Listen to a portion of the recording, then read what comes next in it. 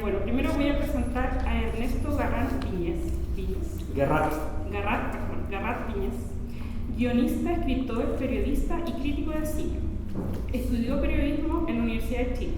Se ha desempeñado como académico en la Universidad de Chile y la Universidad Andrés Bello. Ganó el premio Marta Brunet a la mejor novela para jóvenes del Ministerio de Cultura con Allegados. Es autor del libro Tardes de Cine y de Casa Propia. Esta última novela, ganadora de los premios literarios de la Municipalidad de Santiago.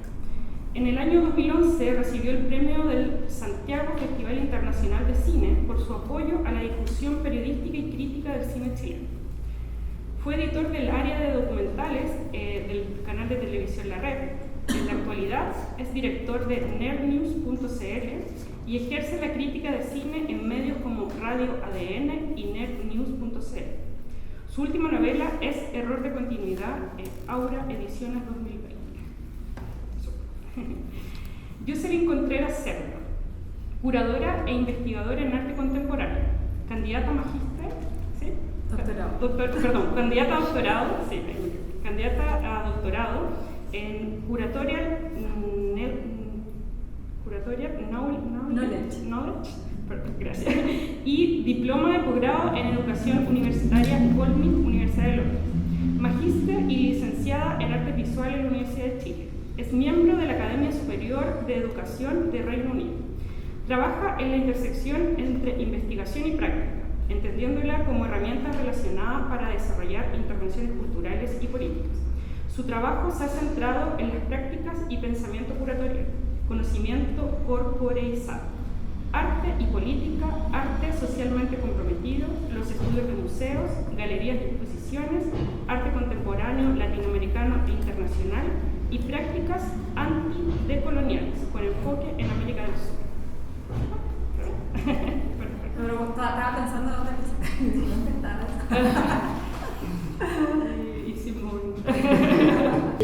Bueno, para abrir la conversación, vamos a plantear una pregunta muy abierta, muy amplia, quizás muy difícil de definir, pero sí necesitamos irnos aproximando a ciertos temas que nos puedan dar la posibilidad de abrir otro y desde ahí ir generando el diálogo. Entonces la vamos a extraer del propio libro. Entonces, ¿qué es la clase media? ¿Es Chile un país de clase media? La clase media y su condición latinoamericana. ¿Qué piensa, José? Ay, yo corto ya. Cuando estaba leyendo el libro y ya teniendo el contexto de la pregunta y el enfoque que tiene que ver con la clase media, una de las primeras cosas y una de las primeras preguntas precisamente la que tú nos acabas de compartir, como qué es, y de hecho lo compartí también con mi pareja, lo empezamos a conversar y yo creo que es que si bien hay maneras y hay criterios que se han ocupado desde ciertos campos disciplinares para tratar de definirlo, para cuantificarla, etc. Desde mi punto de vista sigue siendo una, y me voy a permitir la palabra categoría, en este momento, una categoría que no queda del todo resuelta ni definida, porque siempre va a ser incompleta en su definición, y que dentro de cualquier potencial definición que uno pueda tener, también hay subdivisiones, ¿no? Entonces como que uno podría decir la clase media, y ahí también establecer ciertos criterios, y ahí por supuesto se cuelan una serie de conceptos, otros, ideas, nociones, incluso otras categorías, pero una que a mí me parece que es interesante de poner quizás acá en la discusión tiene que ver con la noción de valor, ¿no? Y cómo en el fondo nos aproximamos a eso y entendiendo el valor en sus distintas dimensiones, como por un lado tiene una relación con criterios nuevamente cuantitativos, pero también están los cualitativos. Entonces esas tensiones me parece que también están en cualquier aproximación que podamos tener a la clase media, y que a mí me parece que también es una manera que, al menos desde mi punto de vista, genera cierta incomodidad, porque tiene hay mucha preconcepción con respecto a ese término. Entonces, un poco el otro punto que estaba en tu pregunta es si somos un país, si era un continente. Si Chile es un país de clase media y en ese sentido su condición latinoamericana. Claro, y quizás acuñándolo en estos términos que se usaron en los 90 como los jaguares de Latinoamérica. Ahí sí es más complicado, pero está interesante.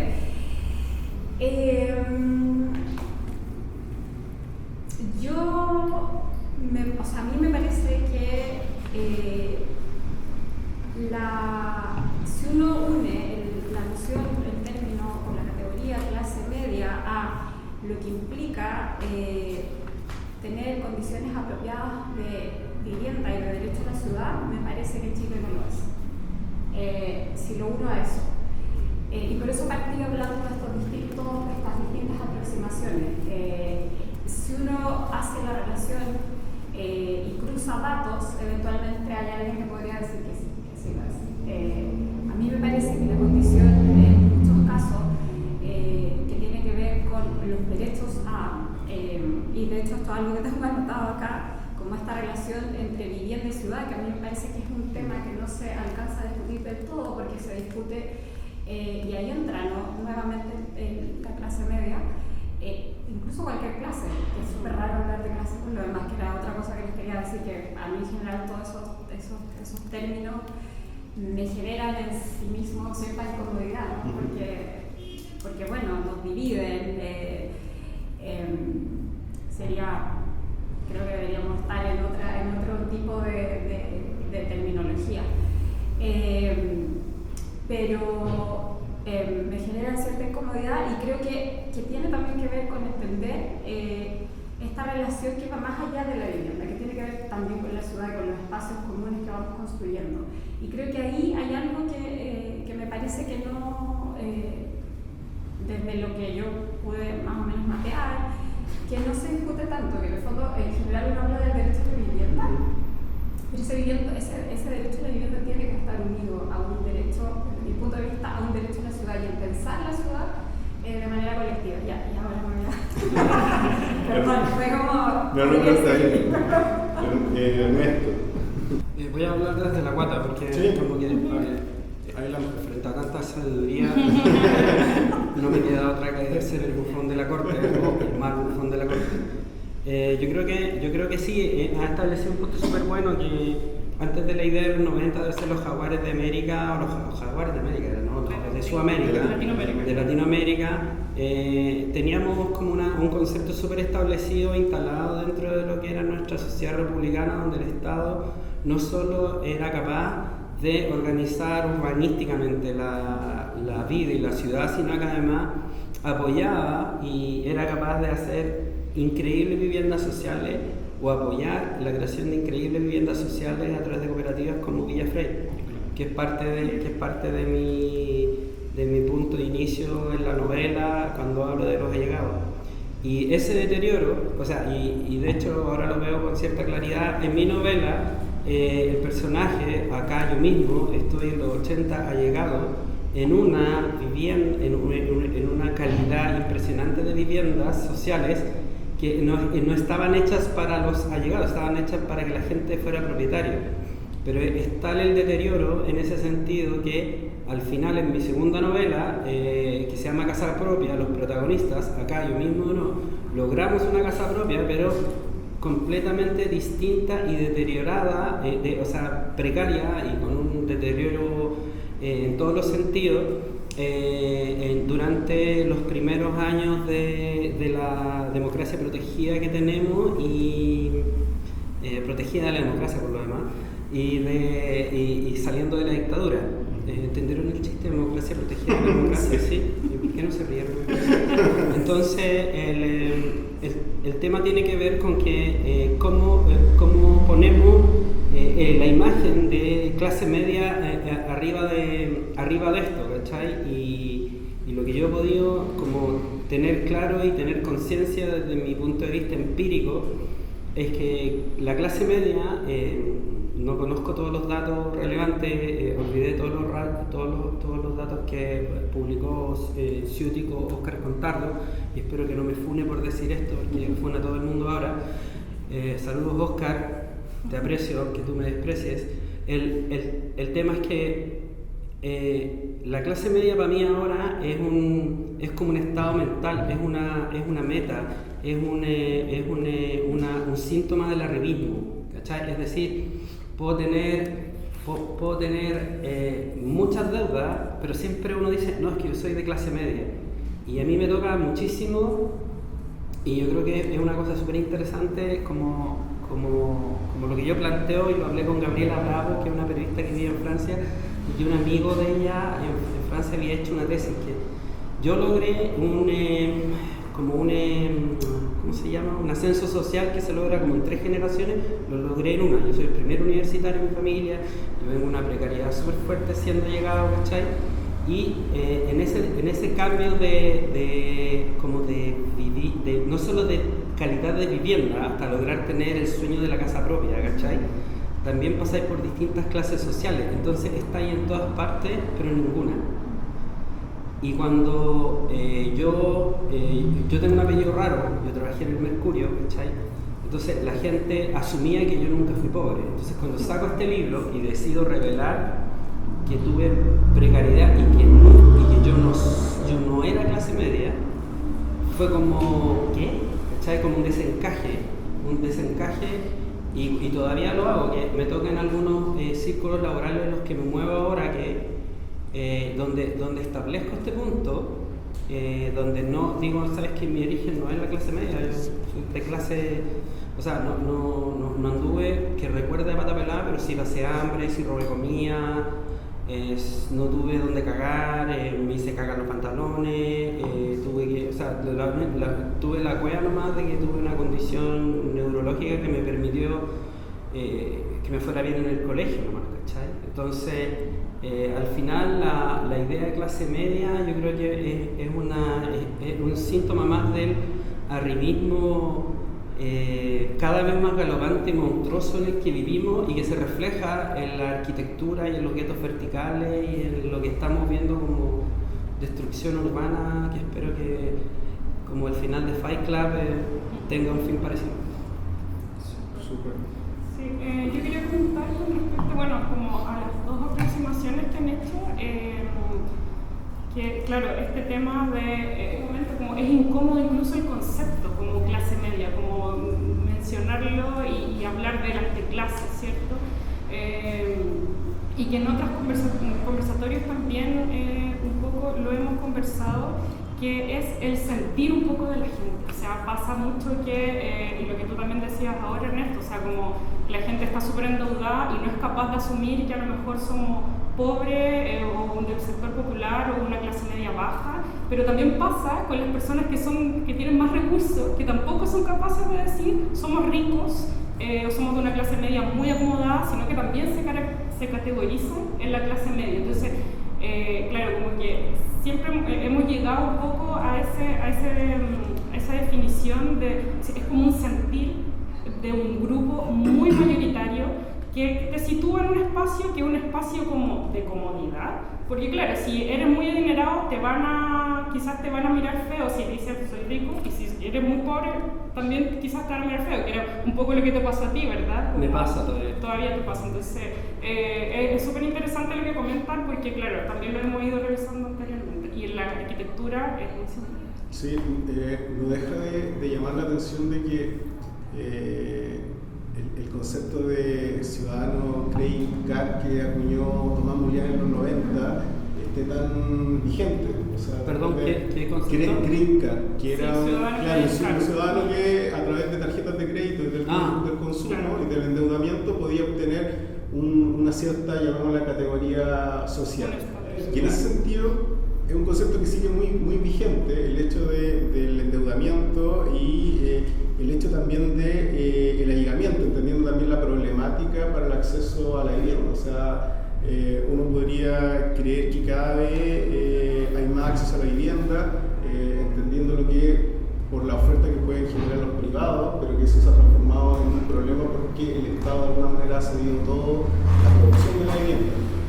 Pero por otro lado también hay un tema que quizás es en relación a cómo ha ido cambiando esa clase media, y me refiero a las configuraciones familiares. Ya cada vez la familia nuclear está mucho más desarticulada en el sentido de mamá, papá, hijo, de alguna manera mascota, sino también a través del allegamiento son diferentes configuraciones familiares donde hay tíos, hay primos y comparten ciertas viviendas, que incluso la producción de la vivienda no se hace cargo. Entonces esa clase media que antes estaba muy asociada a esa familia nuclear cada vez está más difusa y cada vez más compleja entenderla. ¿Cómo ustedes ven esa familia o de alguna manera esas configuraciones familiares de las clases medias?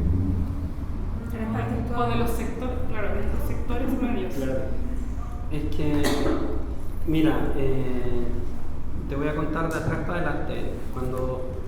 Cuando yo salí de la pobreza y trabajaba en el periódico El Mercurio, y después caché que una periodista de la Católica, hija del subsecretario de Pinochet, ganaba mucho más que yo después de 10 años de yo ejercer el periodismo.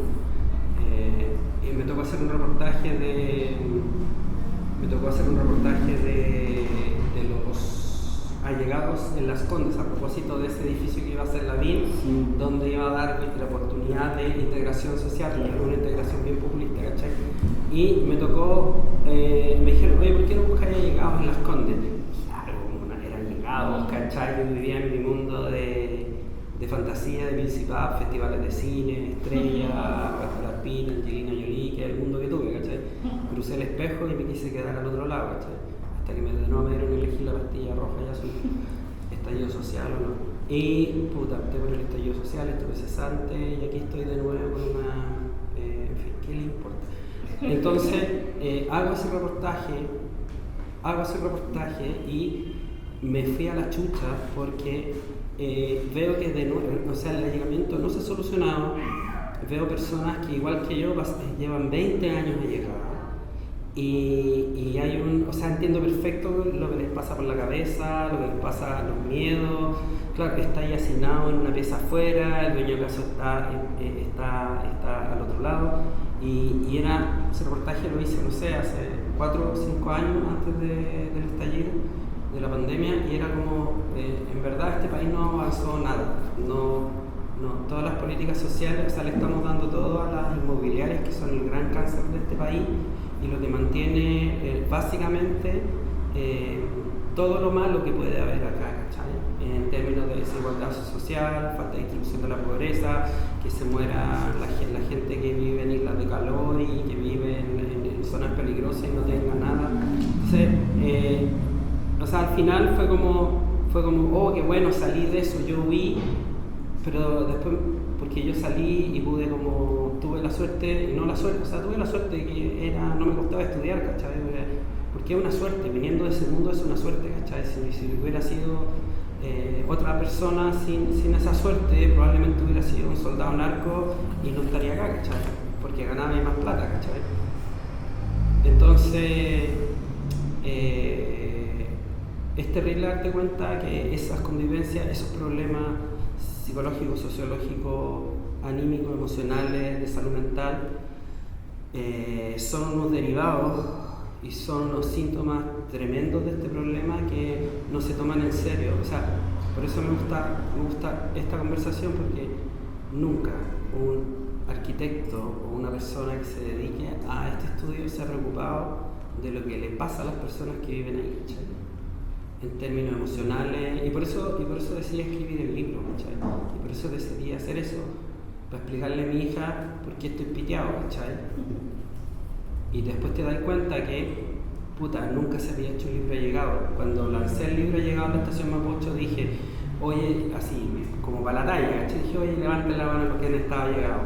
Bueno, era una sala de 300 personas y unas 200 personas me han levantado la mano, ¿cachai? Entonces estamos escondiendo abajo de la alfombra un fenómeno que es brutal, ¿cachai? Y un fenómeno que es terrible, bueno, ¿cachai? Yo no se lo doy ni a mi peor enemigo, bueno, excepto Sebastián Piñera.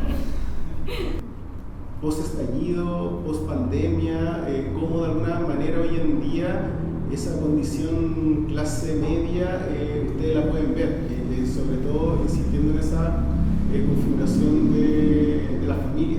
¿Cómo lo ven ustedes?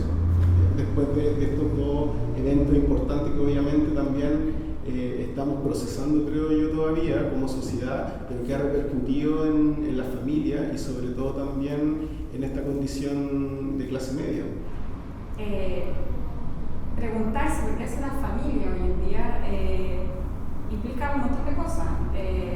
Y ahí se marcan posturas que son políticas. Entonces, si además lo unimos a la clase media, me parece que es un gran tema. Yo ahí no sé si me siento con las condiciones, pero sí creo que comparten quizás esta condición de, por un lado, que son términos que me parece que hay que disputar, así como estamos disputando estos dos otros términos, estamos como cuestionando y también estableciendo posturas con respecto a estas dos nociones anteriores. Me parece que también son términos que hay que cuestionar y que hay que decir como, ok, la familia no es lo que habitualmente cuando uno, no soy tan joven, entonces cuando uno decía como ya la familia y esta definición súper clara de lo que es una familia, eso ya no, me parece que ya no es la realidad. Creo que también las familias van más allá de las relaciones, por supuesto, sanguíneas que uno puede tener.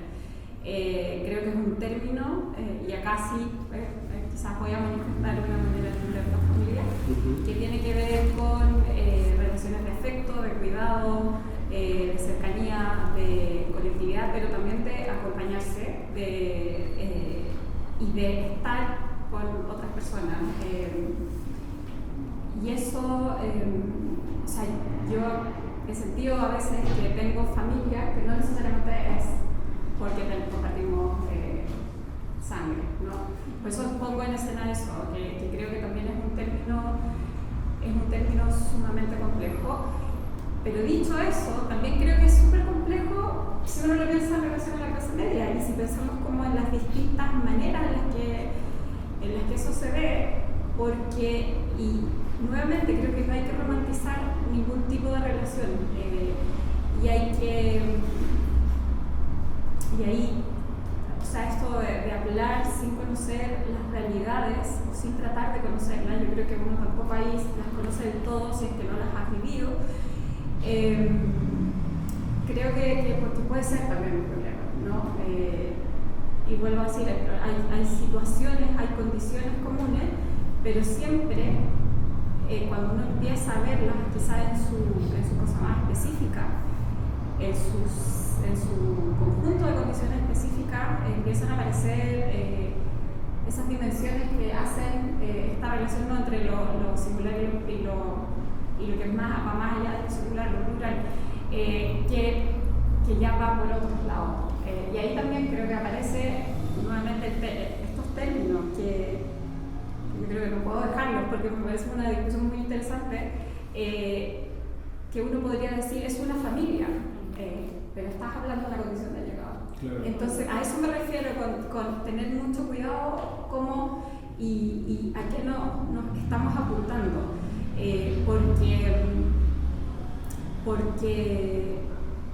Porque hay situaciones que tienen condiciones específicas, sí. Y esas condiciones específicas son y refieren en muchos casos a problemas estructurales, que ahí es donde yo creo que hay que tratar de llegar. No, de hecho, totalmente de acuerdo. Estaba pensando en que dentro de esta búsqueda de ampliar la discusión sobre la clase media contemporánea chilena, en un momento se planteaba la idea de que el concepto de clase media está en constante redefinición, constantemente, por ciertos eventos, sean sociales, económicos, políticos, qué sé yo, entonces están constantemente en redefinición. Y de hecho para el 2021,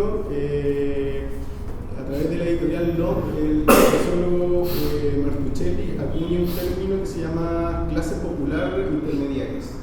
De alguna manera desmantelando esta clase media que intenta homogeneizar, ¿cierto? O generar por igualdad, sino de alguna manera entendiendo que el estallido y la pandemia de alguna manera evidenció la inestabilidad que tiene la clase media, ¿cierto? Porque no pudo pagar el hipotecario, porque no pudo seguir pagando ciertos créditos, entonces de alguna manera automáticamente pasó a un estado de condición popular, o sea, ya no es una clase media, ¿cierto?, estable, como quizás mencionaba Fabiola hace un rato, si no pasa a ser, que tú decías clase media baja, si no pasa a ser clase popular, ¿no? O sea, de alguna manera hay al límite de incluso poder llegar a la pobreza, porque si no pagaste los créditos te pueden quitar el auto, te pueden quitar la casa y no tienes dónde vivir.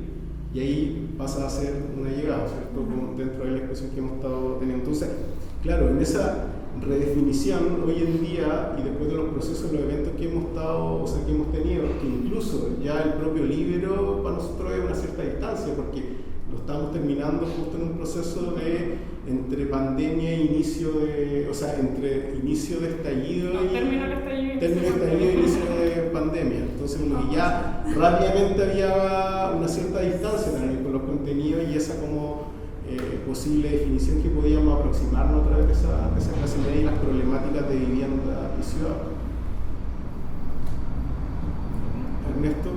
Es súper interesante lo que comenta y bueno, nosotros con Yair, para el libro y para parte de todo el trabajo que tenemos con la oficina, investigación que hacemos, todo esto son insumos para nosotros, o sea, como entender el trabajo como escritor, ¿verdad?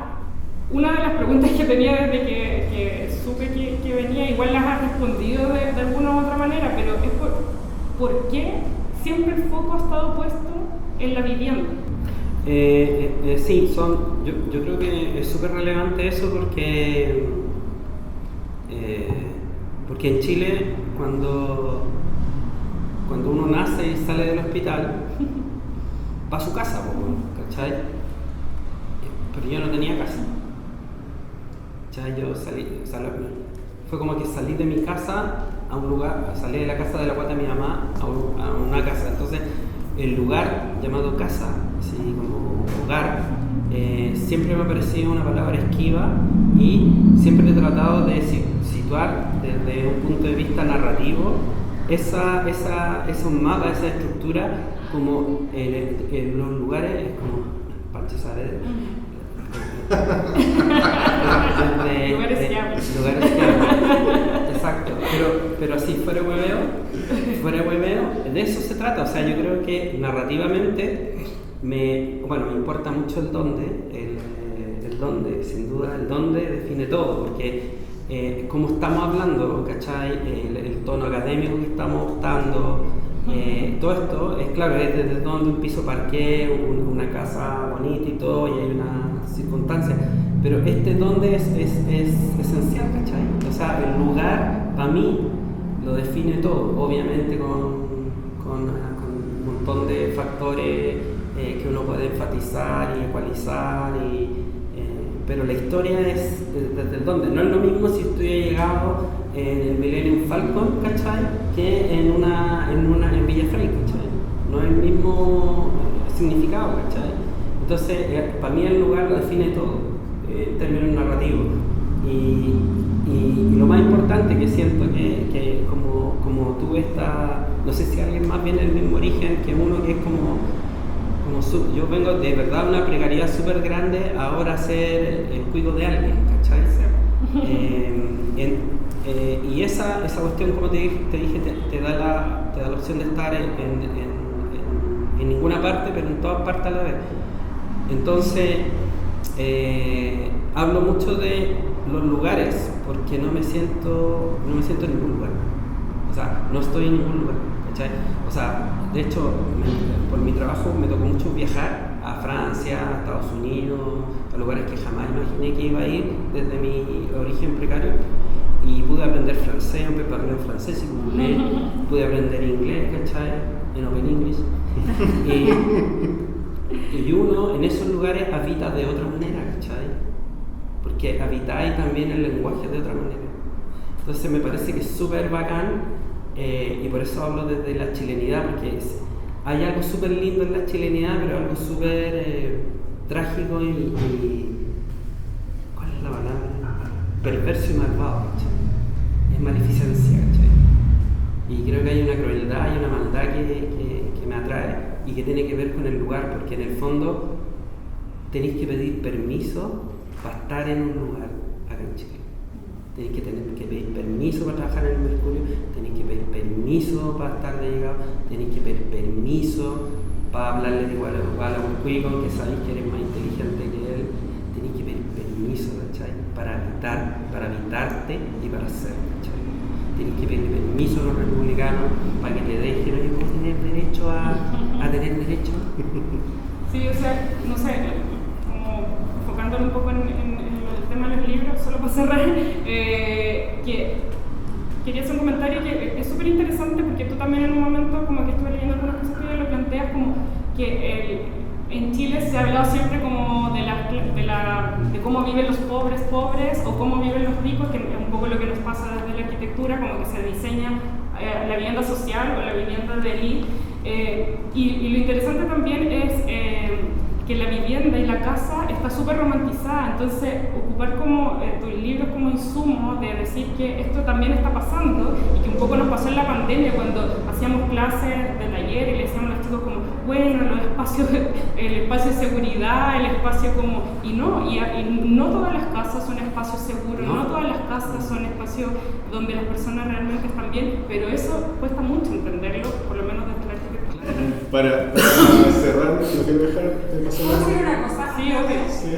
Que no quiero que se pase, pero que yo creo que hay un momento que, y no recuerdo, pido disculpas, pero no recuerdo quién lo dice, pero yo creo que es súper importante abrazar que el tema de la vivienda debería ser una responsabilidad de los estados, el asegurar la vivienda y asegurar una vivienda que tenga las condiciones que debe tener una vivienda.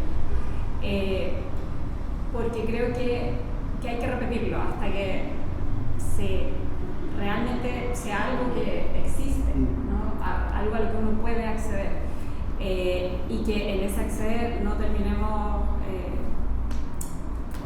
con las deudas que hoy en día son parte de la vida que tiene la mayoría de las personas. Y digo esto también pensando en que es algo que no les he contado. Yo soy de Melipilla, tú dijiste que vivo en Maipú. Yo soy de Melipilla, nací y criada en Melipilla. Grande. Grande Melipilla. Y claro, incluso si pienso en Melipilla, yo soy Melipilla, no soy del campo, no soy latifundista. Y claro, si pienso en esa ciudad y en cómo ha ido cambiando, hoy en día si tú vas como a los sectores más que están más cerca del campo, y acá, claro, estas nociones que han surgido hoy día se problematizan completamente y se vuelven no solo incómodas, se vuelven en muchos casos inapropiadas, porque efectivamente hay un montón de problemas ahí, y que pasan también porque tenemos una población que es distinta a la que teníamos hace un par de años. Entonces también como eso tiene que ser una responsabilidad del Estado. Yo creo que ahí hay que como es un problema político total y absolutamente. Y entonces cuando se hacía mención a lo que había antes, a las viviendas sociales que existían antes, que eran más amplias, incluso pensar en la relación entre el lugar en el que uno vive y lo que ves, el tener un árbol, que son cuestiones que... Exactamente. Yo creo que ahí es una cuestión que sigue siendo un problema muy, muy profundo y muy grande. Claro, o sea, solamente como para complementar y lo que tú dices, Jocelyn, y totalmente de acuerdo de que tiene que haber un compromiso y una producción de la vivienda de parte de lo público total. Ahora, no siendo ingenuo y dejando al privado de lado, pero sí el que pone la regla es el Estado, y eso tiene que ser así. Y en ese sentido estamos en un estado en una situación tan crítica de la producción de la vivienda de que La vivienda social está normada con metros cuadrados mínimos, pero la vivienda económica, que es la que apunta a los sectores medios, no está normada. Entonces, por ende, un departamento hoy en día el departamento más pequeño que se está construyendo en Santiago tiene 15, 16 metros cuadrados, puede estar viviendo una familia. Y eso es a lo que puede acceder, entre comillas, los sectores medios. Entonces, sí o sí, también nos sumamos obviamente al llamado de que el Estado tiene que hacerse cargo de las problemáticas del acceso a la vivienda, pero una vivienda digna y derecho a la vivienda, y de la ciudad, obviamente. Les queremos agradecer. Antes quiero decir la última cosa. La constitución que tenemos de Ricardo Lagos, porque esa es la que aprobé ahora.